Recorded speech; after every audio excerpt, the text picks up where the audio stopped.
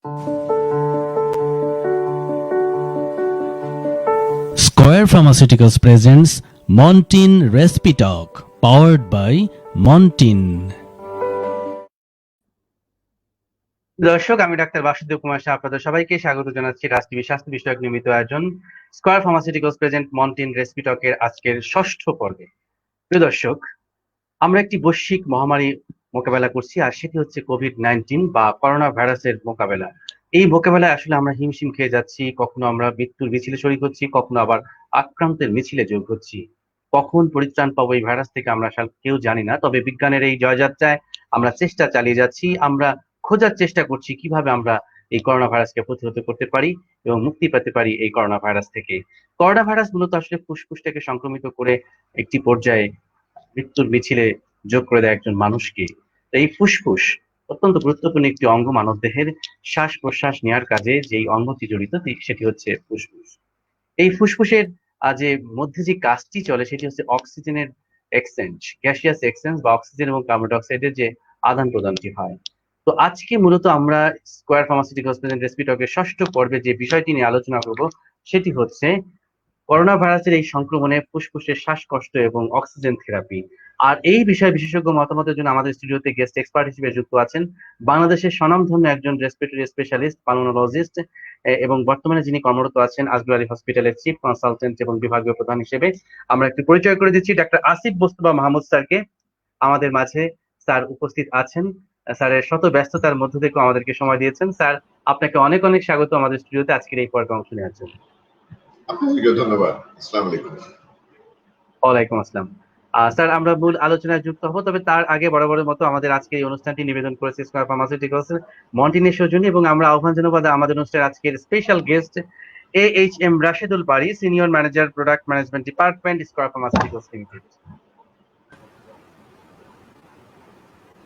রাশেদুল বারী ভাই, অনেক অনেক স্বাগত আপনাকে আমাদের আজকের এই অনুষ্ঠানে স্পেশাল গেস্ট হওয়ার জন্য।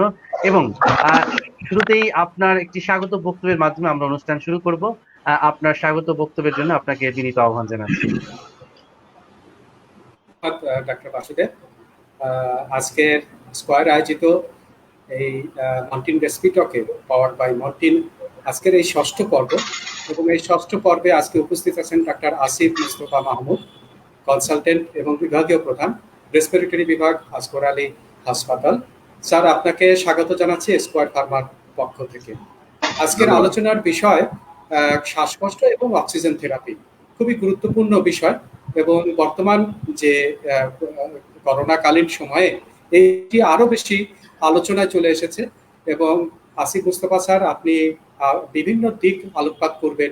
শ্বাসকষ্টের কোন পর্যায়ে এসে আসলে অক্সিজেন থেরাপি প্রয়োজনীয়তা দেখা দেয়, কখন হসপিটালাইজড হতে হবে, কিংবা বাসায় বসে থেকেই অক্সিজেন থেরাপি নেওয়া যাবে কিনা, এই নানান ধরনের প্রশ্ন আসলে আমাদের জনমনে রয়েছে। বিশেষ করে করোনাকালীন সময়ে বিষয়টি সবার সামনে চলে এসেছে। আমরা বিশ্বাস আসিফ মুস্তফা স্যার, আপনি আপনার অভিজ্ঞতা থেকে সবগুলো বিষয়গুলো আলোকপাত করবেন, এবং আমাদের যারা দর্শকবৃন্দ লাইভে আছেন কিংবা যুক্ত হবেন তারা এই বিষয়গুলো সম্পর্কে জানতে পারবেন এবং উপকৃত হবেন। ডাক্তার আসিফ মুস্তফা স্যার, আপনাকে আবারও স্কয়ার ফার্মার পক্ষ থেকে ধন্যবাদ জানাই। আপনার মূল্যবান সময় আজকে এই আলোচনায় যুক্ত হয়েছেন এবং সময় দিয়েছেন। সেই সাথে ধন্যবাদ জানাই রাজ টিভিকে, এই ধরনের একটি আলোচনার মাধ্যমে আমাদেরকে সংযুক্ত করেছেন। ধন্যবাদ জানাই ডাক্তার বাসুদেবকে আবারও, এবং আমার সবার পক্ষ থেকে আসলে সবাইকেই ধন্যবাদ জানাচ্ছি। অনেক অনেক ধন্যবাদ রাশেদুল বারী ভাই, আপনার উপস্থিতি আমাদেরকে আরো বেশি অনুপ্রেরণা যোগায়, এবং আমরা প্রত্যাশা রাখবো এভাবেই রাজ টিভি এবং স্কয়ার ফার্মাসিউটিক্যালস এর মন্টিন রেসপিটক অনুষ্ঠানটি জনগণের দৌড় করে তাদের শ্বাসকষ্টজনিত বিভিন্ন সমস্যার সমাধান দিয়ে থাকবে। আপনাকে অনেক অনেক ধন্যবাদ আমাদের সাথে যুক্ত থাকার জন্য। প্রিয় দর্শক, আপনারা দেখছেন স্কয়ার ফার্মাসিউটিক্যালস প্রেজেন্ট মন্টিন রেসপিটকের আজকে ষষ্ঠ পর্ব। আমরা অত্যন্ত গুরুত্বপূর্ণ বিষয় নিয়ে আলোচনা করবো, আর সেটি হচ্ছে যে শ্বাসকষ্ট এবং অক্সিজেন থেরাপি। অক্সিজেন এবং ফুসফুস এটি একে অপরের আসলে কি বলবো যে মুদ্রার এপিট আর ওপিট। যে অক্সিজেন, এই বিশুদ্ধ অক্সিজেন গ্রহণ করে আমরা বেঁচে আছি, যেদিন আমরা এই অক্সিজেন গ্রহণ করতে পারবো না সেদিন আসলে আমরা জীবন হিসেবে আমাদের এই জীবনটি থাকবে না, অর্থাৎ আমরা মৃত্যুবরণ করব। সেই গুরুত্বপূর্ণ একটি বিষয় নিয়ে কিন্তু আমরা আলোচনা করবো। অতএব এই আলোচনায় আপনাদের যে কোনো ধরনের প্রশ্ন থাকলে আপনারা রাজ টিভির অফিসিয়াল কমেন্ট বক্সে আপনার নাম এবং বয়স উল্লেখ করে আমাদেরকে প্রশ্ন করুন। আজকে দেশ বরণ আন্তর্জাতিক খ্যাতি সম্পন্ন পালমোনোলজিস্ট আমাদের মাঝে আছেন আর একটা আসিফ মোস্তফা মাহমুদ স্যার। প্রত্যেকটি প্রশ্নের উত্তর দিবেন বলে আমরা আশা করছি। স্যার, প্রথমে একটু আসতে চাই যে আসলে ফুসফুস মানবদেহের একটি অত্যন্ত গুরুত্বপূর্ণ অঙ্গ, যেটি আসলে আমাদের শ্বাস প্রশ্বাসের বিষয়টি নিশ্চিত করে থাকে। তো এরকম একটি কোভিড-19 সিচুয়েশন আমরা জানি যে করোনা ভাইরাসের মেইন অ্যাটাকিং জায়গায় হচ্ছে ফুসফুস। তো ফুসফুসটাকে আসলে করোনা ভাইরাস প্রথমে কিভাবে ইনফেক্টেড করছে, এই বিষয়টা একটু আপনার কাছ থেকে জানতে চাই। আমরা জানি যে ইতিমধ্যে এই ভাইরাসটি তার যখন সে প্রবেশ করে সে শ্বাসনালী দিয়ে প্রবেশ করে থাকে এবং একজন ইনফেক্টেড রোগীর শ্বাসের মাধ্যমে এই ভাইরাসগুলি ছড়ায়। শ্বাসনালীতে প্রবেশ করার পরে প্রথম দিকে উপরের দিকে সে কিছুটা বাসা বাঁধে, কিন্তু পরবর্তীতে যারা মৃদু সংক্রমণ হয় তারা ওই পর্যায় থেকেই ভাইরাসগুলি নিষ্ক্রিয় হয়ে যায় এবং তারা গুরুতর রোগীর দিকে অগ্রসর হন না। কিন্তু যাদের কিছুটা আপনার প্রতিরোধ ক্ষমতা কিছুটা দুর্বল রয়েছে, ধূমপায়ী যারা রয়েছেন অথবা অন্যান্য যাদের রোগ রয়েছে, ডায়াবেটিস ইত্যাদি, তাদের ক্ষেত্রে এই ভাইরাসটা সঞ্চার মানে বংশ বৃদ্ধি করে এবং তার প্রসার হয় এবং সে আলটিমেটলি ফুসফুসের নিচের অংশে, এখানে আসল আমরা বলে থাকি অ্যালভিওলাই, অথবা যেই পর্দাটা আমরা যদি বোঝাতে চাই যার মাধ্যমে অক্সিজেন শরীরে ঢুকে কার্বন ডাইঅক্সাইড শরীর থেকে বের হয়, সেই যে অ্যালভিওলাই, সেই যে পকেটের মতন ফুসফুসে হাজার হাজার কোটি কোটি পকেট রয়েছে, সেখানে এই ভাইরাসটা দানা বাঁধে। এবং প্রাথমিক অবস্থায় আমাদের ধারণা ছিল যে ফুসফুসে সে বাসা করে এই অ্যালভিওলাই, এই পকেটগুলিকে ধ্বংস করে, যেটাকে আমরা টার্মিনাল মানে আমরা টেকনিক্যালি ডিফিউজ অ্যালভিওলার ড্যামেজ বলি, সেটার মাধ্যমে সে শ্বাস প্রশ্বাসে তারতম্য ঘটায়, রোগীর শরীরে অক্সিজেনের অভাব দেখা দেয়। কিন্তু পাশাপাশি আমরা, আপনার নিশ্চয়ই এর মধ্যে কিছুটা শুনেছেন যে রক্ত জমাটের একটা ঘটনা ঘটে, যেখানে থ্রম্বাস ফর্ম করে ফুসফুসের রক্তনালীগুলোতে জমাট বেঁধে যায় এবং তাতেও অক্সিজেন যেটা পরিবহন সেটা ব্যাহত হয়। এই দুটো কারণ দিয়ে আসলে করোনা ভাইরাস আমাদের শ্বাস প্রশ্বাসকে প্রভাবিত করছে এবং অক্সিজেনের অভাব দেখা দিচ্ছে শরীরে। অনেক অনেক ধন্যবাদ স্যার, আপনার অত্যন্ত ব্যাখ্যা সম্বলিত যে উত্তরটি আমরা পেলাম। আমাদের মনে হয় যে যারা এখানে দর্শক হিসেবে চিকিৎসক রয়েছেন এবং মেডিকেল স্টুডেন্ট রয়েছেন, তাদের জন্য অত্যন্ত গুরুত্বপূর্ণ বিষয় ছিল এই ব্যাখ্যাটি। স্যার, এবার একটু আসতে চাই যে এই ভাইরাসটি আপনি যেমনটি বললেন যে আমাদের রেসপিরেটরি ট্রাক্ট, অর্থাৎ নাসারন্ধ্র দিয়ে এরপর আমাদের রেসপিরেটরি ট্রাক্টে প্রবেশ করে আলটিমেটলি লাংসে পৌঁছায়। তো সেক্ষেত্রে এরকম কি হতে পারে যে আপার রেসপিরেটরি ট্রাক্ট এবং লোয়ার রেসপিরেটরি ট্রাক্ট যদি আমরা ভাগ করি, আপার রেসপিরেটরি ট্রাক্টে কতদিনের মধ্যে থাকে এবং সেটি আস্তে আস্তে ডিসেন্ড করে কতদিনের মধ্যে যে আলটিমেটলি ফুসফুসে অবস্থান করে, এরকম কি কোনো স্যার ডিউরেশন আছে কিনা? ওয়েল, এখনো তো কোভিড পৃথিবীতে আসলো মাস ছয়েক হয়েছে, এখনো কিছু গবেষণা চলছে এবং আমাদের কাছে এখনো পুরোপুরি তথ্য চলে আসেনি, কিন্তু আন্দাজ করা যায় যে প্রায় প্রথম 3 থেকে 4 দিন সে আপার রেসপিরেটরি ট্র্যাক্ট, যেটা বিশেষজ্ঞ আপনি নিজে ডক্টর বসুদেব, আপনি এনটি স্পেশালিস্ট, তো আপার রেসপিরেটরি ট্র্যাক্টে সে অবস্থান করে এবং পরবর্তীতে এই 3-4 দিন পরেই সে নিচের দিকে যাওয়া আরম্ভ করে এবং উইদিন এ উইক অথবা 5 থেকে 6 দিনের মধ্যে সে ফুসফুসের সেই যে অ্যালভিওলাই সেই স্তরে পৌঁছে যায় এবং সেখানে তার যেই সবচেয়ে তীব্র কর্মকাণ্ড প্যাথোফিজিওলজি সেটা সে আরম্ভ করে দেয়। আচ্ছা আচ্ছা, এই যে স্যার প্রথম 3 থেকে 4 দিন অর্থাৎ আপার রেসপিরেটরি ট্রাক্ট থেকে যাতে লোয়ার রেসপিরেটরি ট্রাক্টে না যায়, এটা কি স্যার প্রিভেনশন করার কোনো ব্যবস্থা আছে? হ্যাঁ, এটার বেসিক্যালি যেই সাপোর্টিভ মেজার্স এর কথা বলা হয়েছে, যখন যেগুলি সিম্পল গার্গলিং, স্টিম ইনহেলেশন, তাতে যে স্টিম ইনহেলেশনটা আমার রেসপিরেটরি ট্র্যাক্টে যদি যায় এবং সেই স্টিমে ভাইরাল লোড কমার প্রমাণ পাওয়া গেছে। তৃতীয়ত, আপনি যদি কিছু সাপ্লিমেন্টস নেন, যেমন ভিটামিন ডি, ভিটামিন তারপরে জিঙ্ক, ভিটামিন সি, এই ধরনের পুষ্টিকর অথবা সাপ্লিমেন্টারি ডায়েট সাপ্লিমেন্টস যদি নেওয়া হয়, সেই ক্ষেত্রে কিন্তু এই ভাইরাসের যে বংশবৃদ্ধি সেটাকে কিছুটা নিয়ন্ত্রণ করা যায়। অনেকে স্যার বলছে যে পভিডন আয়োডিন যে গার্গলিং, এটি ভাইরাল লোড কমিয়ে থাকে। আবার অনেক ক্ষেত্রে দেখা যাচ্ছে যে আরো কিছু যেমন স্মিজেন, এটি একটি নতুন একটি ট্যাবলেট, এটা ব্যাকটেরিয়াল অ্যাসিড, এগুলো সাবলিঙ্গুয়ালি দিলে অনেক ক্ষেত্রে এইটি রোগ প্রতিরোধ ক্ষমতা বাড়ায়, ইমিউনোগ্লোবুলিন জি তৈরি হয়, ইমিউনোগ্লোবুলিন এ তৈরি হয়, ই তৈরি হয়, এগুলোর মাধ্যমেও ভাইরাসটাকে নাকি প্রোটেক্ট করতে পারে। তো এই বিষয়ে স্যার আপনার ব্যাখ্যাটা যদি একটু আমাদেরকে জানান, যে বিশেষ করে পোভিডোনাইডিন গার্গলিং আপার কোভিড-19 রেসপিরেটরি জি, থেকে। COVID-19 gargling definitely worm saline gargling কে আরো শক্তিশালী করে এবং সেখানে নিশ্চয়ই এটা তথ্যবহুল প্রতিবেদন এসছে যে এটা একটা স্থান রয়েছে। তবে ইসমিজেন অথবা অন্যান্য যেগুলি আপনার প্রতিরোধ ক্ষমতাকে ইমিউনোজেনিক যেই স্টিমুলাস গুলি আছে সেগুলি এক্স্যাক্টলি করোনাকে নিয়ন্ত্রণ করতে পারে কিনা এখনো আমাদের কাছে সেরকম সলিড সায়েন্টিফিক এভিডেন্স আসে নাই। বাট যেহেতু আমরা এই বিষয়টা নিয়ে এখনো সন্দিহান এবং আমরা জানি যে এই ভাইরাসটা যখন ফুসফুসের সেই অ্যালভিউলাইতে সেই মাঠে পৌঁছে যাবে তখনই তার ধ্বংসতাণ্ডব লীলা আরম্ভ হয়। অতএব তাকে উপরে যদি আমরা ধরে রাখতে পারি সেটা আমাদের চিকিৎসায় অনেকটা সাহায্য করবে বলে বিশ্বাস করি। অনেক অনেক ধন্যবাদ। প্রিয় দর্শক, আপনারা দেখছেন আজকের এই আয়োজনটি আমরা কিন্তু সাজিয়েছি শ্বাসকষ্ট এবং অক্সিজেন থেরাপি নিয়ে। আমরা একটু পরেই কিন্তু মূল আলোচনায় চলে আসবো, তবে তার আগে এই করোনা ভাইরাস সম্পর্কে একটি প্রাথমিক ধারণা আপনাদেরকে দেখবেন এবং বেশি বেশি করে প্রশ্ন করবেন এবং আজকের অনুষ্ঠানটি আপনার ফেসবুক থেকে শেয়ার করবেন। আমাদের সাথে অনেক দর্শক যুক্ত হয়ে গিয়েছেন ইতিমধ্যে, আমরা তাদের প্রশ্ন ধাপে ধাপে নিব, তবে তার আগে আরেকটু আলোচনা আসতে চাই। স্যার, এই যে লোয়ার রেসপিরেটরি ট্র্যাক্টে যখন এটি চলে যাচ্ছে, অর্থাৎ আপনার আমাদের যে ব্রঙ্কিয়াল ট্রি হয়ে আমাদের আলটিমেটলি দুটি লাংসে চলে যাচ্ছে, তো তখন আর একটি ভাইরাস যাওয়ার পর কি কি উপসর্গ তৈরি করে থাকে, কোন সিমটম দেখে আমরা বুঝতে পারবো যে এখন লাংসে এফেক্ট করেছে? হ্যাঁ, করোনার যে গল্পটা সেটা কিন্তু প্রথমে আরম্ভ হয়েছিল যে কিছুটা মৃদু জ্বর, মাইল্ড ফিভার, আরেকটা হচ্ছে যে ড্রাই কফ। ড্রাই কফটা যখন সে আপনার ইয়েতে অবস্থান করছে আপার রেসপিরেটরি ট্র্যাক্টে তখন সে ফুসফুসে কাশি। এবং মজার ব্যাপার হচ্ছে দুটো খুব ইন্টারেস্টিং এখানে উপসর্গ চলে এসেছে করোনা। একটা হচ্ছে যে ঘ্রাণ না পাওয়া, অর্থাৎ নাকে যদি সে বাসা বাঁধে তখন কিছু সেলস কে সে আক্রান্ত করে এবং ঘ্রাণের যে সেন্সেশনটা সেটাকে সে ব্লক করে এবং রোগী তাই বলে। আরেকটা আমরা উপসর্গ রোগীদের কাছ থেকে বেশ শুনতে পাই, সেটা হচ্ছে যে গলাটা কি জানি বেঁধে আছে, মনে হচ্ছে যে একটা গলার মধ্যে কিছু একটা বল অথবা একটা ছোট্ট অথবা বড়ির বিচি আটকে আছে। সো সেটাও কিন্তু প্রদাহর একটা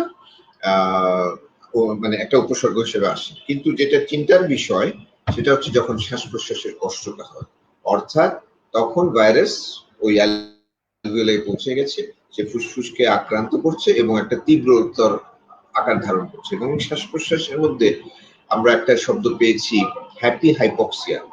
যতখানি অক্সিজেনের অভাব ঘটে শ্বাস প্রশ্বাসটা কিন্তু অতখানি তীব্র হয় না, যেটা সাধারণত একটা অ্যাজমা রোগীর, একটা নিউমোনিয়া রোগীর অথবা একটা লাং অ্যাবসেস রোগীর, ইন্টারস্টিশিয়াল লাং ডিজিজ, অন্যান্য ফুসফুসের ব্যাধিতে যতখানি শ্বাসকষ্ট রোগী অনুভব করে কোভিডের রোগী কিন্তু ততখানি করে না। এটা কিন্তু একটা আমাদের চিন্তার বিষয়, যে জন্য আমরা এই অক্সিজেন থেরাপি নিয়ে আরো কথা বলবো। পালস অক্সিমিটারের গুরুত্বটা চলে আসে, তাহলে আলটিমেটলি শ্বাসকষ্টটা একটা সেটা সিমটম, অর্থাৎ আপনি বলতে চাচ্ছেন যে শ্বাসকষ্ট হওয়ার সাথে সাথে আমরা ইন্ডিকেট করব যে এটি আলটিমেটলি লাংস কে এফেক্ট করেছে এবং ইম্পেয়ার্ড করেছে, লাংসের কার্যক্ষমতাটাকে কমিয়ে দিয়েছে। তো এই জায়গাটিতে স্যার আমরা একটু জানতে চাই যে অক্সিজেন গ্রহণ ক্ষমতা, আপনি যে পালস অক্সিমিটারের কথা বললেন, আমরা এই মেশিনটি দিয়ে বুঝতে পারি। তো তার আগে একটু আসতে চাই যে SpO2, অনেকে কিন্তু এখন এই টার্মটাকে এখন, এর আগে কিন্তু নর্মাল পাবলিক এটি বুঝতো না, কিন্তু এখন কিন্তু SpO2 সম্পর্কে জানতে চাই, হোয়াট ইজ দিস। তো এই লেভেলটা যেহেতু আমরা দেখে অ্যাসেস করতে পারছি যে কার কতটা ঘাটতি রয়েছে, এটি সম্পর্কে একটু জানতে চাই, হোয়াট ইজ SpO2।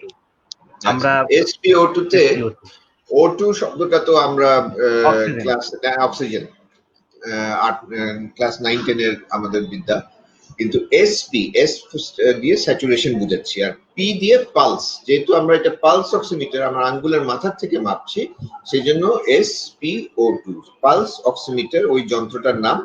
সে আমার আঙ্গুলের মাথা আমরা পালস দেখে দেখে একটা আইডিয়া দেয়, সেই জন্য আমরা SpO2 কতটা ব্যবহার করছি। মোটা কথায় বলতে গেলে হেডলাইনটা হচ্ছে অক্সিজেন স্যাচুরেশন কত, এবং সেই অক্সিজেন স্যাচুরেশন একজন স্বাভাবিক মানুষের মধ্যে 95-এর উপরে থাকতে হবে। সাধারণত আমরা 97 থেকে 99 অথবা 100% পর্যন্ত এই অক্সিজেনটা একটা সাধারণ মানুষ সাধারণ অবস্থায়, স্বাভাবিক অবস্থায় সে এটা শো করে।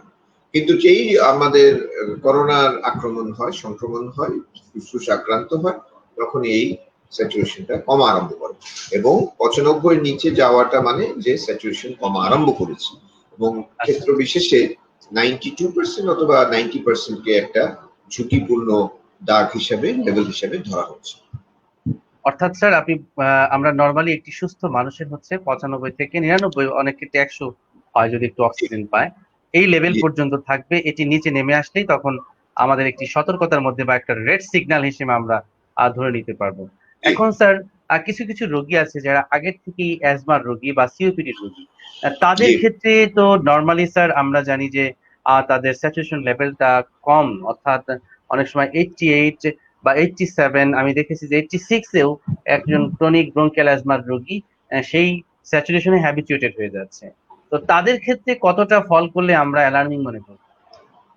খুব ভালো প্রশ্ন আপনি জিজ্ঞেস করেছেন। এখানে বিশেষ করে যে রোগটাকে বলা হয় chronic obstructive pulmonary disease, COPD, যেটা সাধারণত ধূমপায়ীদের হয়ে থাকে, পুরুষদের হয়ে থাকে, তাদের ক্ষেত্রে কিন্তু আপার লিমিট 92 হলেই আমরা খুশি, এবং ওনাদের ক্ষেত্রে 88 এর নিচে গেলেই আমরা এটাকে চিন্তার বিষয়, কারণ ওনারা অনেকটা অ্যাডজাস্ট করে যান, এবং আমরা কিন্তু বেশি অক্সিজেন দিতে চাই না ওনাদের। তো ওনাদের জন্য সিগন্যাল হচ্ছে 92 হচ্ছে ওনার নর্মাল লেভেল পর্যন্ত আমরা মেনে নিই, 88 এর নিচে নামলে আমরা চিন্তার বিষয় হবে যে কোনো শ্বাসকষ্টের রোগী। অ্যাজমা রোগীর ক্ষেত্রে অতটা বেশি কম হলে চলবে না, কিন্তু সিওপিডির ক্ষেত্রে এটা আমরা 88 এর নিচে আমরা গ্রহণ করব না। অত্যন্ত চমৎকার একটি ব্যাখ্যা পেলাম প্রিয় দর্শক। আপনাদের ঘরে যাদের মা বাবা অথবা বৃদ্ধ মা বাবা রয়েছে, চাচা চাচি রয়েছে, তাদের ক্ষেত্রেও কিন্তু আপনার একটি সতর্কতা হিসেবে একটি পালস অক্সিমিটার দেখে কিন্তু অ্যাসেস করতে পারেন যে আপনার পরিবারের মা বাবা সুস্থ আছে কিনা, তাদের কোনো শ্বাসকষ্টের সমস্যা আছে কিনা, যেটি নর্মালি থেকে থাকে তার সাথে কমে গেল কিনা, এটার জন্য অবশ্যই একটি পালস অক্সিমিটার আপনারা ঘরে রাখতে পারবেন। তো আমাদের সাথে অনেক দর্শক যুক্ত আছেন, তাদের প্রশ্নগুলো একটু নেই। সঞ্জিত মন্ডল নমস্কার জানিয়েছেন, Shafiqul Islam Liton, time demanding topics, Hima Shafi, nice program, thank you very much. তো স্যার পালস অক্সিমিটারের কথা বললেন, তো এই মেশিনটি দিয়ে আমরা কি কি অ্যাসেস করতে পারছি একটি রোগীর? ওকে, পালস অক্সিমিটারে দুইটা রিডিং শো করে, যেটা তার শব্দটা পালস, সে কিন্তু আমার হার্ট বিটটা কত, পালস নাড়ির যে স্পন্দন বাংলায় বলি, সেই পালস রেটটা পার মিনিট সে শো করে, আর একটা SpO2 মাথায় উপরে লেখা থাকে, সেটা হচ্ছে অক্সিজেন স্যাচুরেশন। সাধারণত যে ছোট্ট জিনিস সবচেয়ে যেটা পকেট পালস অক্সিমিটার, সে দুইটা আমাকে ভ্যালু দেয়, একটা হচ্ছে অক্সিজেন স্যাচুরেশন, আর একটা হচ্ছে পালস। এবং ব্যবহারকারীকে আমি যেটা অনুরোধ করব যে আপনারা এটা নেওয়ার পরে আপনারা কিন্তু মানে এটার সঙ্গে ভালো করে বুঝে কোনটা কি সেটা বুঝবেন। আমাদের কাছে অনেক সময় প্যানিক ইনফরমেশন আসে যে এখন তো 70 হয়ে গেছে, তারপর ভালো করে তখন আমরা আজ সুবিধা হয়েছে মোবাইল ফোনে বলি যে হচ্ছে আমাকে দেখান কি অবস্থা, তখন দেখা যায় যে উনি ওই দিকে তাকিয়ে আছেন, উনি পালসের দিকে তাকিয়ে উনি এক্স্যাক্টলি, আমি এই জন্যই প্রশ্নটা করেছি স্যার। জি এক্স্যাক্টলি, অর্থাৎ দুটি জি প্যারামিটারের কথা বললেন স্যার। এটা তো প্যারামিটার এই আছে। ক্ষেত্রে এক্স্যাক্টলি যে পালস রেটের সাথে অনেকটা অক্সিজেনের রেটটা মিলিয়ে ফেলে, আর সেই জি কারণেই স্যার এই প্রশ্নটা তোলা। প্রিয় দর্শক, এবার কিন্তু আপনারা নিশ্চয়ই ক্লিয়ার হলেন যে কোনটি আসলে আপনার জি অক্সিজেনের যে লেভেলটা সেটি হচ্ছে SpO2, আর অক্সিজেন ওটা থেকে। PR। ইয়েস। আরেকটি হচ্ছে যে pulse rate, PR। PR PR। মানে দেখতে আপনি বুঝতে পারবেন এটি নারীর একটি গতি। স্যার এই জায়গাটিতে একটি বিষয় যে যাদের অক্সিজেন গ্রহণ ক্ষমতাটা ইম্পেয়ার্ড হয়ে যাচ্ছে তাদের পালস রেট কি বাড়বে না কমবে, এই লেভেলটা আপনি যদি একটু কোরিলেশনটা বোঝান। খুবই সুন্দর প্রশ্ন। ইয়েস, আপনি দেখবেন যে সাধারণত অক্সিজেনের যত মাত্রা কমবে পালস রেটটা কিন্তু তত বাড়ে। এটা শরীরের একটা নর্মাল ফিজিওলজিক্যাল মেকানিজম। হার্টটা বেশি পাম্প অক্সিজেনের অভাবে সে বেশি রক্ত বিট করে যাতে সে রক্তটা পৌঁছাতে পারে শরীরের বিভিন্ন অঙ্গে। সো এটা কিন্তু একটা মোটামুটি ডাইরেক্ট কোরিলেশন আছে। আপনি 80 পালস পেলে আপনি ওখানে অলমোস্ট 110 আপনি ইয়েটা পাবেন, পালস রেটটা। অর্থাৎ একটি কমে গেলে আরেকটা বেড়ে যাবে, কারণ জি আলটিমেটলি হার্ট তখন একটু অ্যাক্টিভিটিটা বেড়ে যাচ্ছে, জি তার পাম্পিং পাওয়ারটা যখনই বেড়ে যাচ্ছে তখন বিটটা বাড়বে, জি আলটিমেটলি পালস রেটটা বেড়ে যাবে। জি। ভেরি তবে ফ্যান্টাস্টিক। এখানে একটা হ্যাঁ একটা প্রশ্ন, সরি, সতর্কতার বিষয় রয়েছে। যদি দুটোই কমে, আপনার অক্সিজেন কমে যাচ্ছে, আপনার পালস রেটও কমে যাচ্ছে, তাহলে কিন্তু অত্যন্ত চিন্তার বিষয় যে এখানে আস্তে আস্তে এই মানে এই অক্সিজেনের অভাবটা হার্টের শক্তিকে প্রভাবিত করছে এবং হার্টটাও আমার আস্তে আস্তে নিস্তেজ হয়ে যাচ্ছে। That is a very grave sign. আপনি যদি শিওর হন যে দুটোই কমে আসছে, তাহলে ইমিডিয়েটলি আপনাকে অ্যাটেনশন নিতে হবে, অক্সিজেনের এই অভাবটা পূরণ করতে হবে। তখন কি স্যার পেশেন্ট যে বলবো যে শকে যাওয়ার মতন যে আমরা একটি কথা বলে থাকি, এটা কি জি ওয়ান কাইন্ড অফ শক? তখন কি জি পেশেন্ট শকে যাওয়ার স্টেজে চলে যায়? শকে যাওয়ার স্টেজে চলে যায় এবং আমরা এটার থেকে যে আরো কঠিন অবস্থায় যে চলে যাই সেটা হচ্ছে যে multi organ failure, kidney function ব্যাহত হয়, হার্টের ফাংশন সরি ব্রেনের ফাংশন ব্যাহত হয়, এই ধরনের বিভিন্ন জটিলতার সৃষ্টি হতে পারে। স্যার আপনি শুরুর দিকে একটি প্যাথোজেনেসিসের কথা বলেছিলেন যে আমরা লক্ষ্য করেছি যে এটি যদিও শুরুর দিকে আমরা বুঝতে পারিনি, কিন্তু পরবর্তীতে দেখা গেল যে করোনা ভাইরাসের অন্যতম প্যাথোজেনেসিসের মধ্যে একটি বিষয় হচ্ছে যে কোয়াগুলোপ্যাথি, অর্থাৎ এখানে মাইক্রোথ্রম্বাই ফর্ম হয় এবং ভেসেল গুলোতে সেটি আটকে যেয়ে আলটিমেটলি নেক্রোসিস করছে। তো জি। এটি স্যার কেন হচ্ছে এবং লাংস এর উপর এটা কি ইম্প্যাক্ট করছে এবং অন্যান্য অর্গানে স্যার এটার কি ইম্প্যাক্ট করছে এই মাইক্রো যে থ্রোম্বাইগুলো ফর্ম হওয়ার কারণে? জি ধন্যবাদ। এটা আসলে করোনা যখন প্রথম আসে এটা কিন্তু আবিষ্কৃত হয়নি। পরবর্তীতে উন্নত বিশ্বে বিশেষ করে ইটালিতে তারা অটোপসি করলো রোগীদের, মৃত রোগীদের, এবং তারা তখন এই ফাইন্ডিংটা পেল। এবং এটা নিয়ে এখন আমি আজকেও পড়ছিলাম যে মার্কিন যুক্তরাষ্ট্রের দুটো বিশ্ববিদ্যালয় এই জিনিসটাকে আরো একটু, আমাদের শ্বাস প্রশ্বাসের আরেকটা বড় সমস্যা, একটা রোগ রয়েছে যেটাকে আমরা বলি ARDS, acute respiratory distress syndrome. সেখানেও অক্সিজেনের প্রচুর অভাব দেখা দেয়। কিন্তু কোভিড এর যে নিউমোনিয়াটা, কোভিড এর যে শ্বাস প্রশ্বাসের কষ্টটা, সেখানে কিন্তু রক্তনালী, আপনি যেটা বলছেন সেটা ইনভলভ হচ্ছে। রক্তনালীতে কি হচ্ছে, রক্তনালীর যে ভিতরের যে পর্দাটা, যেটাকে আমরা এন্ডোথিলিয়াম বলে থাকি, সেটার উপরে কিন্তু ভাইরাসের একটা আঘাত আসছে। সেখান থেকে রক্তনালীতে ইনজুরি হচ্ছে এবং সেই ইনজুরির উপরেই রক্তকণিকাগুলি বসে জমাট বাঁধছে। জমাট বাঁধলেই অক্সিজেনের কারণ আফটার অল তো অক্সিজেন লাংস থেকে রক্তের মধ্যে যাবে, তারপরে না শরীরে যাবে। তো সেখানেই আমার রক্ত জমাট যদি বেঁধে যায় এবং আমি অক্সিজেনটা পাঠাতে না পারি, তাহলে আমার শরীরের অক্সিজেনের মাত্রাটা কমে যাবে। অতএব শুধু ফুসফুসে না, এটা ব্রেনে হতে পারে। আমরা অনেক করোনা রোগী পাচ্ছি যারা স্ট্রোক আক্রান্ত হয়ে আসছেন, হার্টে হতে পারে। অনেক করোনা রোগী হার্ট অ্যাটাক নিয়ে আসছেন, নতুন অথবা পুরাতন, কিডনির সমস্যা নিয়ে আসছেন, অথবা সিম্পল ওনারা বিভিন্ন ওনাদের মাংসপেশি আক্রান্ত হয়ে যাচ্ছে, গ্যাংগ্রিন পর্যন্ত দেখা দিয়েছে, যে রক্তনালী বন্ধ হয়ে আঙ্গুলের রক্ত সঞ্চালন ব্যাহত হয়েছে। সো এই কারণে এই থ্রম্বাস, এই যে রক্ত জমাট, এটা একটা বড় সমস্যা হয়ে দাঁড়িয়েছে করোনা রোগীর ক্ষেত্রে। প্রিয় দর্শক, আমরা অত্যন্ত গুরুত্বপূর্ণ আলোচনায় আছি, কারণ হচ্ছে যে এই ভাইরাসটি শুধুমাত্র যে লাংসের মধ্যে সীমাবদ্ধ তা নয়। স্যার যেমনটি বললেন, এটি কিন্তু রক্ত জমাট বেঁধে এটি হঠাৎ করে ব্রেনের মধ্যে যে স্ট্রোক পর্যন্ত করতে পারে এবং এরকম রোগীও কিন্তু আমরা পাচ্ছি। আমরা আমাদের সাবেক স্বাস্থ্যমন্ত্রীকে হারিয়েছি। স্যার এখানে কিন্তু একটি উজ্জ্বল দৃষ্টান্ত, তিনি কিন্তু কোভিড পরবর্তী স্ট্রোক করেছিলেন। এরকমও তো একটি সম্ভাবনা থাকতেই পারে। তো সেক্ষেত্রে আমরা যদিও এই বিষয়গুলো আসলে বিশেষজ্ঞরাই ভালো বলতে পারবেন যে কি হয়েছিল, কিন্তু স্যার যেমনটি বললেন, বিশেষ করে যারা কোমরবিডিটি পেশেন্ট তাদের ক্ষেত্রে খুব সতর্ক বার্তা এই জায়গাতে রয়েছে। অনেক তাদেরকে সতর্ক থাকতে হবে। স্যার এই জায়গাটিতে যারা বিশেষ করে যারা স্যার রক্ত পাতলাকারী যে ওষুধগুলো আছে, বিশেষ করে হার্টের রোগী যারা তারা খেয়ে থাকেন, তো তাদের ক্ষেত্রে স্যার বিশেষ করে ইকোস্প্রিন গ্রুপের যে ওষুধগুলো, অর্থাৎ যে রক্ত যে পাতলা করার যে ওষুধগুলো আমরা হার্টের রোগীদেরকে, ইসকেমিক হার্ট ডিজিজের রোগীদের দিয়ে থাকি, সেক্ষেত্রে তাদের ক্ষেত্রে কি নির্দেশনা রয়েছে এবং যাদের একটি মেজর সার্জারি হয়ে গিয়েছে তাদের ক্ষেত্রে এই মুহূর্তে করণীয় কি?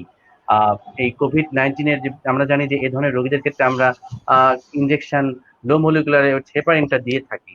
সেক্ষেত্রে এটা দেওয়ার ক্ষেত্রে ইন্ডিকেশন কি রয়েছে এবং কারা কন্ট্রা ইন্ডিকেশনের মধ্যে পড়েছে?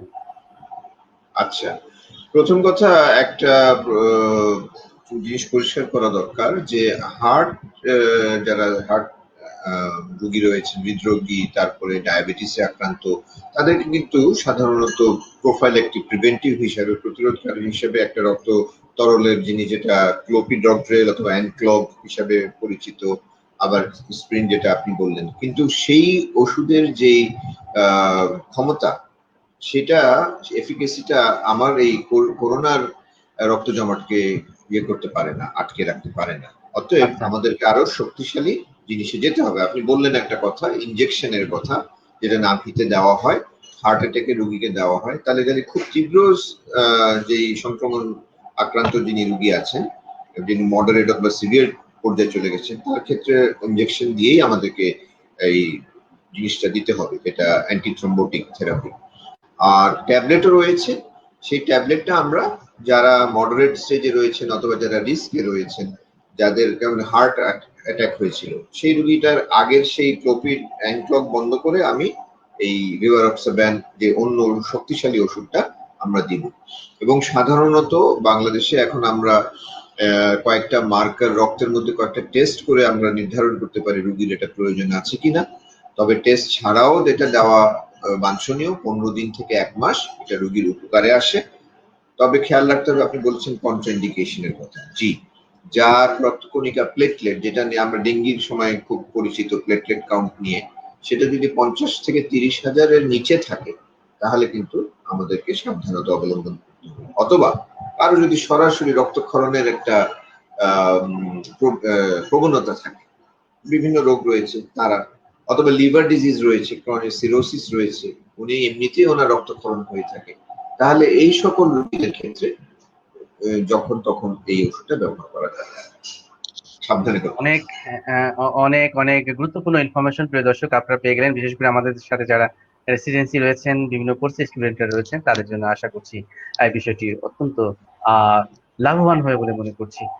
একজন দর্শক আমাদেরকে একটি প্রশ্ন রেখেছেন, শাহ শামীম আলম, পালস কত থেকে কত পর্যন্ত নরমাল? আমার মনে হয় স্যার যদি একটু বলে দেন পালস রেটের নরমাল রেঞ্জটি। মোটা দাগে আমরা ছাত্র হিসেবেই সেই মেডিকেল কলেজ থেকে শিখে আসছি 60 থেকে 90। বিভিন্ন আছে যারা হৃদরোগ বিশেষজ্ঞরা আরো ভাবে চিন্তা করেন, কিন্তু আপনি 60 হচ্ছে আপনার লোয়ার লিমিট পার মিনিট, 90 হচ্ছে আপনার আপার লিমিট। কিন্তু আমার সামনে যদি হঠাৎ উত্তেজিত হয়ে যায়, খেলার শেষ মুহূর্তে আমি দেখছি, তখন আমার নর্মাল মানুষের 100-110 হতে পারে, সেটা একটা হতে পারে।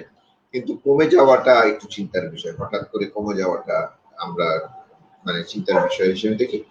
মুদ্রা কথা 60 to 90। একটু শ্বাসকষ্ট থাকলে 100 পর্যন্ত ধন্যবাদ। যেতে পারে।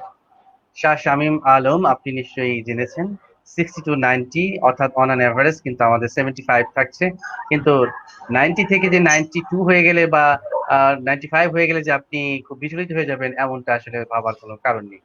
ধন্যবাদ স্যার। এবার একটু আসতে চাইছি আমাদের মূল আলোচনায়, যে অক্সিজেন থেরাপি নিয়ে যেটা আমরা মূলত আলোচনা করছিলাম, যে আমাদের মেইন টপিকসটি অক্সিজেন থেরাপি। তো আমরা দেখতে পাচ্ছি যে এই মুহূর্তে কিন্তু সিলিন্ডারের একটি বিশাল ঘাটতি দেখা যাচ্ছে। যাদের অর্থবিত্ত সামর্থ্য রয়েছে, তারা বাজার থেকে সিলিন্ডার গুলো তাদের ঘরে প্রিজার্ভ করে রাখছে। কেন? কারণ তারা জানছে যে অক্সিজেনের প্রয়োজন। তো অক্সিজেন তো একাধারে প্রয়োজন, আমাদের জীবন রক্ষাকারী, কিন্তু পক্ষান্তরে এটা তো জীবন ধ্বংসকারীও হতে পারে যদি সেটার অপব্যবহার হয়ে থাকে। তো এবার আমাদেরকে একটু বুঝিয়ে বলবেন স্যার, যে কখন একটি রোগীর অক্সিজেনের প্রয়োজন এবং কত মাত্রায় প্রয়োজন? ধন্যবাদ। প্রথম যে কথাটা আমরা বললাম, যে আমরা ওই পালস অক্সিমিটার দিয়ে রোগীর অক্সিজেনটাকে মনিটর করব, কত লেভেলের নিয়ে আছে। এখন আমরা বলছি যে 95% হচ্ছে নর্মাল ভ্যালু, নিচের অংশটা। 95 থেকে 92 পর্যন্ত আমরা এটাকে মোটামুটি মেনে নিতে পারি যে অথবা এটা ইমপ্রুভ করবে। কিন্তু যেই মুহূর্তে 92 নিচে নামা আরম্ভ করলো, একটা স্বাভাবিক সুস্থ মানুষ যিনি এখন করোনা আক্রান্ত, এইটাইতেই ওনাকে আমাকে অক্সিজেন দিতে হবে। এখন এটা খেয়াল রাখবেন, অক্সিজেনের যে মিটারটা আছে সিলিন্ডারটা, সেখানে একটা লম্বা মিটার থাকে, মাঝে মধ্যে নিচে মানুষ পানিও দেখতে পায়। এটা কিন্তু কত ফ্লো, অর্থাৎ প্রতি মিনিটে কত লিটার করে অক্সিজেনটা যাচ্ছে, সেটা দিয়ে মোটামুটি একটা আন্দাজ করা যায় যে আমার অক্সিজেনের প্রয়োজন কত। তো আমরা যখন আরম্ভ করি তখন ইউজুয়ালি আমরা প্রতি মিনিট 2 লিটার, একেবারে নিচের দাগটা, ওই বলটার যে নিচের দাগটা দেখবেন 1 কি 2, তো আমরা 2 দিয়ে আরম্ভ করি, 2, 4। এখন 4-এরও বেশি, এখন রোগীর স্যাচুরেশন বেড়ে 95 হলো, ভালো, আমি 2 থেকে 4-এই থাকলাম। কিন্তু না, আমার 2 থেকে 4-এও ঠিক পরিমিত আমি পাচ্ছি না, আমার মানে ইচ্ছিত যে অক্সিজেনটা আমি পাচ্ছি না। আমাকে তখন 4-এর উপরে 6, 8, ওইটা প্রায় 10 থেকে 15 পর্যন্ত যেতে পারে। একটা সাধারণ সিলিন্ডারের সাথে আমি দিতে পারি। এরপরে কিন্তু অন্যান্য মানে আরো বিশেষ যন্ত্র রয়েছে যেগুলি আমরা আলাপ করব। একটা জিনিস লক্ষ্য করতে হবে, আপনি যদি বাসায় অক্সিজেন দিচ্ছেন, যদি 4 লিটারের বেশি ধরেন, আপনার রুগীর 6 লিটার দরকার। তখন কিন্তু ওই যে নেজাল প্রং, যে দুই মাথার একটা ছোট্ট নালীর মতন, সেটা দিয়ে কাজ হবে না, কারণ আপনাকে অক্সিজেন মাস্কে দিতে হবে। এটা খুবই গুরুত্বপূর্ণ। আমরা খবর পাই যে আমার রুগী 8 লিটারেও ভালো হচ্ছে না, হয়তো খোঁজ নিয়ে দেখা গেল যে উনি বেচারা ওই 8 লিটার উনি ওই দিয়েই দিচ্ছিলেন, নেজাল প্রংটা দিয়ে দিচ্ছিলেন, পাতলা ওই জিনিসটা দিয়ে। নো, আপনাকে 4 লিটার উপরে দিতে হলে মাস্ক দিয়ে অক্সিজেনটা দিতে হবে। কারণে স্যার লসটা হচ্ছে, অর্থাৎ নেজাল প্রন দিয়ে যখন নিচে যখন 4 লিটারের ওপরে দেওয়া লাগছে, তখন কেন সেটি সাফিসিয়েন্ট হচ্ছে না? এটি কি বাইপাস করে চলে যাচ্ছে কোথাও? জি জি জি, আপনি সেই প্রং দিয়ে ইনশিওর করতে পারছেন না যে আপনার রেসপিরেটরি ট্র্যাক্টে যাচ্ছে, এটা আশেপাশে এত স্পিডটা এত বেশি যে ডানে বামে এটা ছড়িয়ে পড়ছে, যদি সোজা কথায় বলি। মাস্কটা আচ্ছা আবদ্ধ আচ্ছা। স্পেসে থাকছে, আপনি সেখান দিয়ে অক্সিজেনটা সঠিকভাবে ভিতরে এবং নিতে এই পারছেন। মাস্ক দিয়ে আমরা স্যার কত লেভেল পর্যন্ত, কত লিটার পর্যন্ত অক্সিজেন আমরা আমাদের ক্যারি করতে পারি? সাধারণত 8 থেকে 10 পর্যন্ত আমরা দিয়ে থাকি। তারপরে মাস্কের আরো বিভিন্ন টাইপ রয়েছে, রিব্রিদিং মাস্ক ইত্যাদি ইত্যাদি, আরো বিশেষায়িত জিনিসের মাধ্যমে আমাদেরকে অক্সিজেনগুলি দিতে হয়, এবং সেটা কোনোভাবেই বাসায় দেওয়া সম্ভব না। তখনই আপনাকে হাসপাতালে দ্বারস্থ হতে হবে এটার এই বিশেষ অর্থাৎ প্রক্রিয়ার জন্য। এই জায়গাটিতেই স্যার আমার প্রশ্নটি ছিল যে একজন করোনা আক্রান্ত রোগী, আমরা জানি যে বাসায় থেকেও চিকিৎসা নেওয়া যায়, কিন্তু বাসার থেকে আমরা কখন হসপিটালে ট্রান্সফার করব, কোন সিগন্যালটা দেখলে আমি বুঝবো যে না এই মুহূর্তে আমাকে হসপিটালে অ্যাডমিট করতে হবে? এখন আমরা প্রথমত বলছি যে প্রায় 80% রোগী মাইল্ড অথবা মৃদু উপসর্গ থাকে, কিন্তু আমাদের প্যারামিটার হচ্ছে অক্সিজেনের মাত্রাটা কি।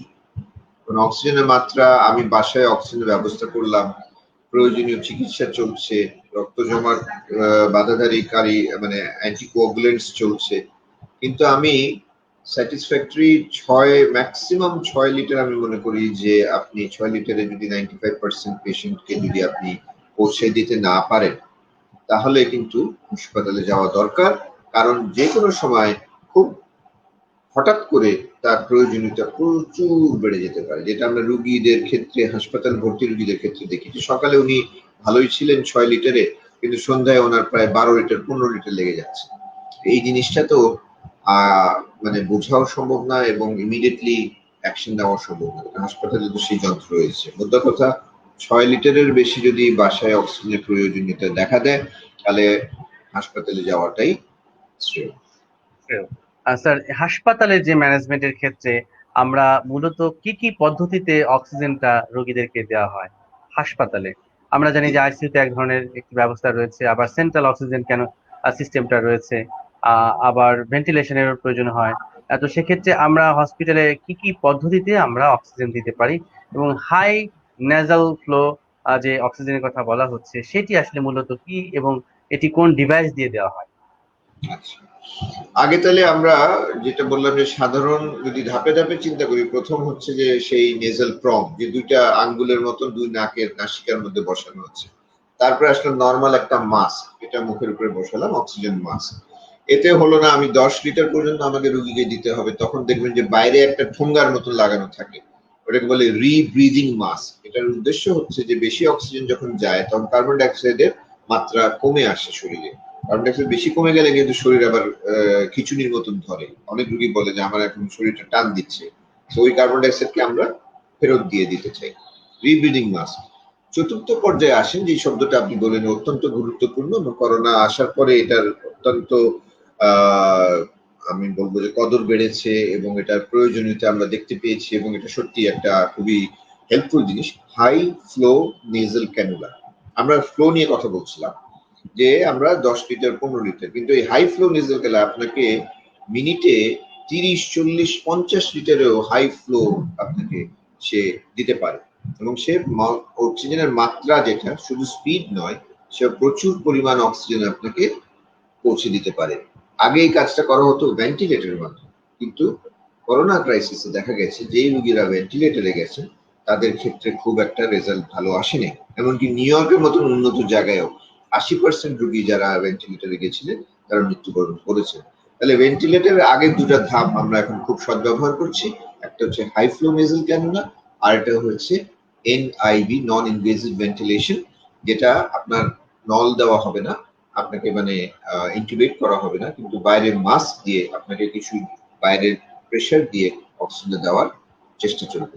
আমাদের মূল উদ্দেশ্য হচ্ছে বিভিন্নভাবে অক্সিজেন নিশ্চিত করা, অন্য ওষুধ দিয়ে জমাট এবং ওগুলিকে ক্লিয়ার করা, ইনফেকশন ক্লিয়ার করা, রুগীকে যাতে ভেন্টিলেটরে কৃত্রিম শ্বাস প্রশ্বাসে দ্বারস্থ না হতে হয়। এক্স্যাক্টলি। অত্যন্ত চমৎকার একটি আলোচনার মধ্যে আমরা আছি। প্রিয় দর্শক, আপনারা দেখছেন আমাদের আজকের এই আয়োজন মন্টিন রেসপিটক পাওয়ার্ড বাই মন্টিন, এবং আমাদের মাঝে আছেন আজকে দেশবরণ আন্তর্জাতিক খ্যাতি সম্পন্ন pulmonologist doctor Asif Mustafa Mahmud sir. আপনারাও আমাদের সাথে যুক্ত আছেন এবং অনেকে প্রশ্ন করেছেন আমাদের সাথে। আমরা একটি প্রশ্ন নিতে চাই। সেলিনা স্মৃতি তিনি একটি প্রশ্ন লিখেছেন যে বাচ্চাদের কোন বয়স থেকে ফেভিপিরাভির দেয়া যাবে? স্যার যেহেতু প্রশ্নটি করেই ফেলেছেন, আপনি যদি স্যার একটু উত্তর দেন। এন্টিভাইরাল ড্রাগ সম্পর্কে সেলিনা স্মৃতি একটি প্রশ্ন রেখেছেন, বাচ্চাদের কোন বয়স থেকে? বাচ্চা এটা নিয়ে আমি কিছুটা মতভেদ দেখেছি। আমি মেইনলি বয়স্ক রোগী মানে 16 ঊর্ধ্বে রোগীদের দেখে থাকি। আমি এ পর্যন্ত যা দেখেছি যে 8 বছরের শিশু পর্যন্ত ব্যবহার করতে দেখা গেছে, কিন্তু তারপরেও সাবধানতা অবলম্বন করতে হয়। ওনাদের লিভারের উপরে কোনো বিরূপ প্রতিক্রিয়া দেখা দিচ্ছে কিনা সেটা নিয়ে আমাদেরকে সজাগ থাকতে হবে। ধন্যবাদ সেলিনা স্মৃতি আমাদের সাথে যুক্ত ছিলেন। Nurun Nabi, excellent program, thank you very much. Jamiruddin আমাদের সাথে যুক্ত হয়েছেন। আসসালামু আলাইকুম, আমার বয়স 32 বছর, আমার পাইলস আছে, অ্যাজমার কথা তিনি লিখেছেন, অ্যাজমাও আছে। এখন আমার পেটে যন্ত্রণা করে, সাথে অস্বস্তি লাগে, ঘুম কম হয়, শ্বাসকষ্ট নাই, কাশি আছে। আমি প্রোভিয়ার 10, ডক্সিবা 200, ইনহেলার, অ্যাজমাসল এগুলো চলছে, একটু পরামর্শ দিলে উপকৃত হবো স্যার। জমির উদ্দিন, বয়স 32, সে কিছু সমস্যার কথা জানিয়েছেন, স্যার যদি একটু পরামর্শ দেন। জি, এখানে আপনার উপস্থাপনটা খুব সুন্দর হয়েছে। আপনি প্রথমে বলছেন পেটে জ্বালা যন্ত্রণা, মানে আপনার যেটাকে আমরা সাধারণ বাংলা ভাষায় অ্যাসিড ফর্ম করে অথবা গ্যাস হয়, এবং এটা কিন্তু শ্বাস প্রশ্বাসের সঙ্গে কাছাকাছি খুব। অনেক সময় অনেক দীর্ঘমেয়াদী কাশির কারণ হিসেবে আমরা জিইআরডি, গ্যাস্ট্রোইসোফেজিয়াল রিফ্লাক্স ডিজিজ, যেখানে অ্যাসিডটা একটু শ্বাসনালী খাদ্যনালীতে চলে আসে এবং সেখান থেকে শ্বাসনালীকে উত্তপ্ত করে। আপনি তো তন্ত্রের মোটামুটি ওষুধ প্রোভিয়ার, মন্টিলুকাস, ডক্সিবা, ডক্সিফাইলিন, অ্যাজমাসোল, সালবিউটামল, ইনহেলার এই তিনটা নিয়েছেন, তারপরেও আপনার অসুবিধা থাকছে। আমার ধারণা আপনার এটা অ্যাসিডিটি প্রবলেম। তো অ্যাসিডিটি প্রবলেমের জন্য আপনি নেক্সাম মাক্স নিতে পারেন 20 মিলিগ্রাম অথবা 40 মিলিগ্রাম, খুব বেশি হলে দিনে 2 বার, মাসখানিক নেন। সঙ্গে আপনি মোটিগাট, যেটা আপনার অ্যাসিড সঞ্চালন, অ্যাসিডকে উপরে উঠতে দিবে না, নিচের দিকে নামিয়ে রাখবে, সেটা একটা ট্যাবলেট দিনে 3 বার আপনি খাওয়ার আগে খান। নেক্সাম আর মোটিগাটটা খাওয়ার আগে খান। আরেকটা যে আগের মতন সেই আমাদের যে antacid syrup, antacid plus syrup, এটা আপনি খাওয়ার পরে 2 চামচ করে 3 বার খান। এটা একটা খুব জরুরি কথা। আর একটা কথা হচ্ছে লাইফস্টাইল চেঞ্জ। আপনি খাওয়ার সঙ্গে আমাদের অনেকদিনের অভ্যাস আছে 1-2 গ্লাস পানি ঘুটঘুট করে খেয়ে নিলাম, সেটা করবেন না। খাওয়ার আধা ঘন্টা আগে কিংবা 1 ঘন্টা পরে আপনি মেন পানিটা খাবেন, আর ভরা পেটে ঘুমাবেন না। চমৎকার। জসিমউদ্দিন, আপনি যদি স্যারের পরামর্শ মেনে চলেন, আশা করছি আপনার সমস্যা সমাধান ইনশাআল্লাহ। হয়ে যাবে। প্রিয় দর্শক, আপনারা দেখছেন মন্টিন রেসপিটক পাওয়ার্ড বাই মন্টিন। আজকের এই আয়োজনে আমরা কথা বলছি মূলত শ্বাসকষ্ট এবং অক্সিজেন থেরাপি নিয়ে। আপনারাও আমাদের সাথে যুক্ত ছিলেন। আমরা আমাদের অনুষ্ঠানে প্রায় একেবারে শেষ ভাগে চলে এসেছি। স্যার, এবার একটু জানতে চাই যে এই যে অক্সিজেন আমরা দিচ্ছি, যদি প্রয়োজনের তুলনায় যদি আমরা বেশি দিয়ে ফেলি, সেক্ষেত্রে কি কোনো সমস্যা হবে? জি, হবে। একটা তো হচ্ছে যে অক্সিজেন ডেফিনেটলি আমার যদি বেশি আমি দেই তাহলে কিছু ব্রেইন ড্যামেজ হতে পারে একটা। তবে একটা যেটা বিষয়টা সেটা হচ্ছে অনেক দীর্ঘমেয়াদী সময় হতে হবে। মানে আমি আমার প্রয়োজনের বেশি অক্সিজেন আমি 6, 7, 10 ঘন্টা দিচ্ছি, তখন এই সমস্যাটা হতে পারে।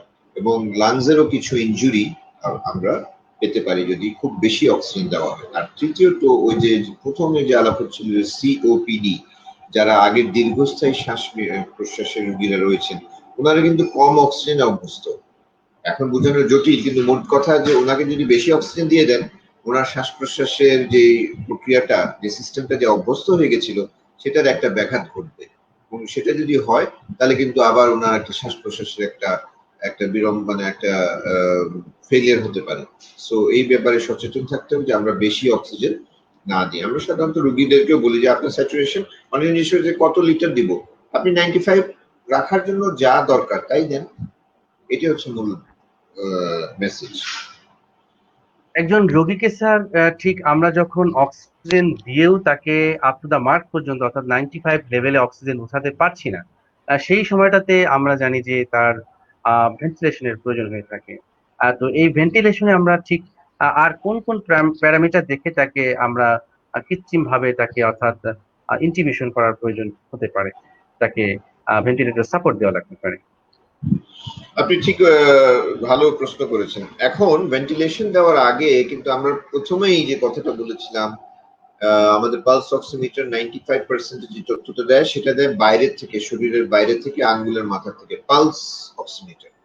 কিন্তু আমরা যদি একটা ভেন্টিলেটর একটা রোগীকে দিতে চাই তাহলে আমরা তার রক্তের ভিতরে অক্সিজেন পরিমাণ কত, যেটাকে বলি আর্টেরিয়াল ব্লাড গ্যাস, সেটা আমাদের মাপতে হলো, এবিজি। জি, তাহলে দুইটার ভ্যালু কিন্তু অনেক সময় সাধারণ জনগণরা কনফিউজ করেন যে উনি বললেন অক্সিজেন 95%, কিন্তু এদিকে আবার বলছেন যে 70 হয়ে গেছে এবিজি, রোগীর অবস্থা ভালো না কেন?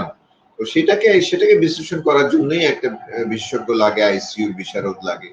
তো আমার যদি এবিজিটা যদি আপনার কমে আসে তখন আমি ভেন্টিলেশনে, বিশেষ করে 60 নিচে যদি আর্টেরিয়াল ব্লাডে যদি আমার PO2 pulse pressure, pulse oxygen যদি কমে আসে, প্রেসার অফ অক্সিজেন PO2, তাহলে আমি ভেন্টিলেশনের কথা চিন্তা করব। পাশাপাশি রোগীর চেষ্টা চলছে, রোগীর প্রেসার কমে যাচ্ছে, যেটা কিছুক্ষণ আগে বলছিলাম, রোগীর খুব করে পালস রেট বেড়ে যাচ্ছে, 120-এর উপরে চলে যাচ্ছে, উনি অস্থির হয়ে যাচ্ছেন, উনি খুব উত্তেজিত হয়ে যাচ্ছেন, রেস্টলেস, অথবা উনি একেবারে লেথার্জিক হয়ে যাচ্ছেন, একেবারে ঝিমিয়ে পড়ছেন। এই ধরনের যখন আমাদের সামনে সমস্যাগুলি দেখা দেয়, ওনার ইউরিনটা প্রপার ফর্ম করছে না, এই সব জিনিস যখন আমরা চিন্তা করি তখন আমরা এই ভেন্টিলেশন। আরেকটা হচ্ছে যে রোগী এত উত্তেজিত হয়ে যাচ্ছে, এত প্যানিক হয়ে যাচ্ছে যে উনি খুব শর্ট হাইপো ভেন্টিলেশন করছেন, খুব তীব্র, খুব জোরে জোরে শ্বাস নিচ্ছেন, কিন্তু তাতে পরিমিত অক্সিজেন যাচ্ছে না। এই ধরনের অনেকগুলি পরিস্থিতিতে আমরা তখন এই কৃত্রিম শ্বাস প্রশ্বাসের কথা চিন্তা করে থাকি। আসলে বুঝতে পারলাম যে কোন সময়টাতে বেসিক্যালি আমাদের আইসিইউর সাপোর্ট লাগবে। আমরা নিশ্চয়ই চাই না যে কোনো একটি রোগীর আইসিইউ সাপোর্ট লাগুক, কারণ যেহেতু ওখানে মর্টালিটি রেট অনেক বেশি, সেক্ষেত্রে আসলে ফিরে আসার সম্ভাবনাটাও কমে যায়। আমরা সর্বশেষ আরেকটি প্রশ্ন নিতে চাই। কোভিডের পর এই প্রশ্নটি আমরা একটু ডিসপ্লেতে করতে চাই। মোহাম্মদ ওয়াসিম একটি প্রশ্ন রেখেছেন, ওয়াসিমের প্রশ্নটি আমরা একটু ডিসপ্লেতে দেখতে চাই। Sir, I am Covid positive ছিলাম, বাট এখন সুস্থ, কিন্তু লাং 24% ইনফেকশন, HRCT টেস্টে হয়তো বা 24% এর কথা বলেছে। এখন লাং ইনফেকশন রিকভারির জন্য কি সাজেশন দিবেন? অর্থাৎ তিনি দুশ্চিন্তায় আছেন যে আসলে HRCT টেস্টে যেহেতু 24% ইনভলভমেন্টের কথা বলেছিল, তার তো এখন সুস্থ হয়ে গিয়েছে, যে ওই 24% রিকভারি হবে কিভাবে, এটা নিয়ে তিনি ভাবছেন। স্যার, আপনার পরামর্শ প্লিজ। আচ্ছা, প্রথম কথা হচ্ছে যে আপনি কিছু মনে করেন না, আপনি যদি আগে ধূমপান করে থাকেন ধূমপানের কাছে একেবারেই যাবেন না। এই হচ্ছে লাস্ট টাইম আপনি ধূমপানে বিষ পান, এবং আপনার ফুসফুসকে বাঁচাতে হলে আপনাকে স্মোকিং ছাড়তে হবে। 1। 2 নম্বর, আপনাকে নিশ্চিত করতে হবে যে আপনি 2 থেকে 3 সপ্তাহ পরে ওই 24% কিন্তু একটা গ্রস হিসাব, এটাতে খুব একটা বেশি মনক্ষুণ্ণ হবেন না, বুঝেছেন? কারণ এটাও এখন আমাদের একটা ইভলভিং সায়েন্স। যাই হোক, আপনি 3 সপ্তাহ পর একটা সিটি করেন, করে তখন আপনি দেখতে পাবেন যে মোটামুটি ইমপ্রুভমেন্ট যদি থাকে সেটা একটা ভালো লক্ষণ। ইতিমধ্যে কি করবেন? আপনি ধূমপান করবেন না, আপনি শ্বাস প্রশ্বাস ব্রিদিং এক্সারসাইজ করবেন। ওই যে টিং বলের একটা যন্ত্র, এটাও খুব পপুলার হয়েছে, ইনসেন্টিভ স্পাইরোমিটার, অথবা সিম্পল যে স্কুলে যে পিটি করতাম সকালে, ওরকম আপনি সকালে 20 বার, দুপুরে 20 বার খালি পেটে, আর রাতে শোয়ার আগে আপনি 60 বার এই শ্বাস প্রশ্বাসের ব্যায়ামটা করেন। 3 নম্বর, আপনি একটা যে গার্গলের যে অভ্যাসটা, আপনি গড়গড়া করার যে অভ্যাসটা করেছিল, ওইটা 1 বার কি 2 বার, বেশি করবেন না, বেশি স্টিম ইনহেলেশন নেবেন না, তাহলে কিন্তু আপনার শ্বাসনালী অনেকটা সিদ্ধ হয়ে যেতে পারে, অতএব সেটা অতিরিক্ত করবেন না। 4 নম্বর, ওই যে বলছিলাম অ্যাসিডিটির কথা, সেটাকে অ্যাভয়েড করেন। আর আপনার যদি শ্বাস প্রশ্বাসের তারপরে ক্লিয়ার না হয়, তাহলে ওই কিছু ওষুধ আছে, ফ্লিংডফ তারপরে মন্টিলিউকাস, তারপরে আপনার সালটুলিন ইনহেলার, এগুলির প্রয়োজন আপনি নিতে পারেন। এই মধ্যে কথা আশা করি যে আপনি ভালো হয়ে যাবেন ইনশাল্লাহ। ইনশাআল্লাহ আমরাও চাই আপনি সুস্থ হয়ে যাবেন। ওয়াসিম, আপনি নিশ্চয়ই স্যারের পরামর্শগুলো মনোযোগ দিয়ে শুনেছেন এবং সেভাবে চললে আমার মনে হয় যে ভয় পাওয়ার কোনো কারণ নেই। প্রিয় দর্শক, আমরা দেখতে দেখতে অনুষ্ঠান একেবারে শেষ ভাগে চলে এসেছি। অনেক আলোচনা আরো থাকতে পারতো, কিন্তু সময় স্বল্পতার কারণে আমাদের অনুষ্ঠান শেষ করতে হচ্ছে, কারণ আসলে টাইম ডিমান্ডিং একটি টপিক স্যার। আমরা বারে বারে আপনাকে চাই, আপনার অনেক ভক্ত দর্শক অনুরাগী তারা কিন্তু আপনাকে হ্যালো করেছেন। আমরা সবার নাম মেনশন করতে পারছি না বলে আন্তরিকভাবে দুঃখিত। স্যার, আমরা যেহেতু অনুষ্ঠানের একেবারে শেষ পর্যায়ে চলে এসেছি, তো কেমন লাগলো আমাদের আজকের এই আয়োজনে আসতে পেরে, বিশেষ করে মন্টিন রেসপি টক পাওয়ার্ড বাই মন্টিন সম্পর্কে যদি একটু বলেন, এবং আমাদের দর্শকদের উদ্দেশ্যে আপনার শেষ বার্তাটা কি রয়েছে, এবং আজকের এই আয়োজনে আসতে পেরে আপনার স্যার কেমন লাগলো? প্রথমত আমি ধন্যবাদ জানাই আপনার আমাকে এখানে আমন্ত্রণ জানাবার জন্য। কোভিড-19 একটি বিশ্ব প্যান্ডেমিক এবং এখানে সচেতনতার প্রচুর প্রয়োজন রয়েছে, এবং আপনাদের এই উদ্যোগ মানুষের মধ্যে আমরা দেখা যাচ্ছে যে অনেকে বিজ্ঞ আছেন, জানছেন, অনেকে আক্রান্তরা ওনারাও জানতে পারছেন, এবং আমরা আমাদের যেই মনের কথাগুলো আপনাদের সামনে তুলে ধরতে পারছি, এটা আমার কাছে খুব ভালো একটা ফোরাম মনে হলো। এবং এই প্রশ্ন উত্তরের মাধ্যমে আমরা রোগীদের যেই মনের যে প্রশ্নগুলোই সেগুলি আমরা উত্তর দিতে পারছি। এবং তৃতীয়ত আমাদের যে বিশেষ আজকে যেহেতু কোভিড একটা নতুন জিনিস, যেই গবেষণা লব্ধ তথ্যগুলি যেগুলি আসছে আমাদের হাতে, সেগুলি আমরা আপনাদের সামনে তুলে ধরতে পারছি, এবং এটা দিয়ে ইনশাল্লাহ আমরা এই কোভিড নামক যেই মহামারীটা, এটার থেকে আমরা উত্তরণ পাবো আশা করি, কারণ আমাদেরকে মানব জাতিকে আবার তার স্বাভাবিক জীবনযাত্রায় ইনশাল্লাহ ফিরে যেতে হবে। এবং আমি মনে করি যে মন্টিন রেসপি টক এখানে একটা অত্যন্ত ইতিবাচক ভূমিকা পালন করছে, এবং আমি আপনাদেরকে সকলকে অভিনন্দন জানাই এই প্রোগ্রামটি চালিয়ে যাবার জন্য। অনেক অনেক ধন্যবাদ স্যার আপনাকে, আপনার মূল্যবান সময় দেওয়ার জন্য, এবং প্রত্যাশা রাখবো এভাবে রাজ টিভি এবং রাজ পরিবারের সাথেই থাকবেন। প্রিয় দর্শক, আপনারা দেখছিলেন মন্টিন রেসপি টক পাওয়ার্ড বাই মন্টিন। আজকের এই আয়োজনে আমরা কথা বলেছিলাম শ্বাসকষ্ট এবং অক্সিজেন থেরাপি নিয়ে। অত্যন্ত চমৎকার প্রাণবন্ত আলোচনা হলো। আপনারা স্বতঃস্ফূর্ত ভাবে আমাদের সাথে যোগ দিয়েছেন, এবং আমাদের প্রিয় স্যার, যার আমরা সবাই বলা যায় যে শিক্ষা গুরু আমাদের, আমরা স্যারকে খুব মান্যবর আমাদের স্যার। তার প্রত্যেকটি কথা আমরা বাইবেলের মতন অক্ষরে অক্ষরে পালন করে থাকি। স্যার এসে যে গুরুত্বপূর্ণ তথ্যগুলো দিলেন আমাদের যারা জুনিয়র শিক্ষার্থীরা আছেন তাদের উপকারে এসে বলে আমরা মনে করি। সেই সাথে স্যারকে আমাদের রাজ টিভি পরিবারের পক্ষ থেকে আবারও অন্তঃস্থল থেকে ধন্যবাদ জানাচ্ছি। এবং প্রিয় দর্শক, আপনাদেরকে জানিয়ে রাখছি, আসলে ভয় পাওয়ার কোনো কারণে লাইফস্টাইল মডিফাই করবেন, এবং যারা ধূমপাই এই মুহূর্তে তারা ধূমপানটা আল্লাহর রস্তে আপনারা ত্যাগ করবেন, কারণ আপনার এই ধূমপান কিন্তু এই কোভিড ভাইরাসকে আরো বেশি প্রাণোচ্ছল করে দিবে। কারণ এই ভাইরাসটা কিন্তু সুযোগ খোঁজার চেষ্টা করে যে কে ধূমপান করছে, আর তার সর্বনাশটা কিন্তু সবার আগে হবে। তো আসুন, ধূমপান, তামাক, মদ, অ্যালকোহল এগুলো আমরা পরিত্যাগ করি। আমরা স্বাভাবিক জীবনে ফিরে পেতে চাই, কারণ মানব জাতি, আমরা সৃষ্টির সেরা জীব, আশরাফুল মাখলুকাত। তো আমরা নিশ্চয়ই পারবো এই করোনা ভাইরাসকে প্রতিরোধ করতে। সেই শুভ প্রত্যাশা রেখে আজকের আয়োজন এখানেই শেষ করছি। সবাই ভালো থাকুন, সুস্থ থাকুন, এবং রাজ টিভির সাথেই থাকুন। You are watching Raj TV, Jagorone, Bangladesh. Please subscribe our channel.